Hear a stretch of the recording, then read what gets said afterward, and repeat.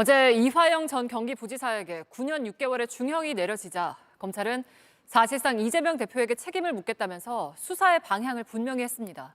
이런 가운데 어제 또 다른 사건으로 재판을 받은 이 대표의 사법 리스크가 커지면서 22대 국회 법사위원장은 여야 모두 양보할 수 없는 자리가 됐다는 분석입니다. 연지환 기자입니다.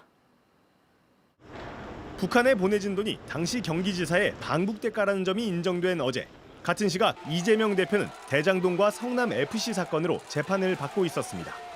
선고 소식이 전해진 뒤 이 대표는 휴정 시간에 휴대전화만 받습니다.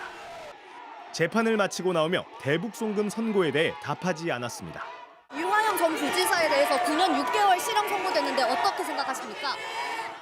대북송금을 수사 중인 수원지검은 대납 동기가 이재명과 이화영의 전폭적인 지원을 기대했기 때문이란 사실이 확인됐다며 남은 수사와 재판을 통해 엄정한 책임을 묻겠다고 했습니다.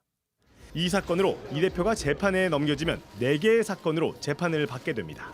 대북송금 재판 결과에 민주당은 검찰에 조작이 있었다며 특검을 주장했고, 조작 수사가 점차 드러나고 있는 상황에서 재판부가 검찰의 주장을 상당 부분 채택한 것은 국민의힘은 야당이 수사를 무력화하려 한다고 했습니다. 법사위를 장악하여 이재명 대표의 검찰 수사와 재판에 관여하겠다는 의도. 실제로 이재명 대표의 사법 리스크가 부각되고 최상병 사건, 김건희 여사 의혹 등에 대한 특검법이 맞물리면서 법사위원장은 22대 국회 원구성에서 양보할 수 없는 자리가 됐습니다. 우원식 국회의장은 여야가 합의하지 않으면 국회법대로 처리하겠다는 입장이어서 민주당이 다음 주 단독으로 상임위원장 선출 절차에 들어갈 수도 있습니다. JTBC 연지환입니다.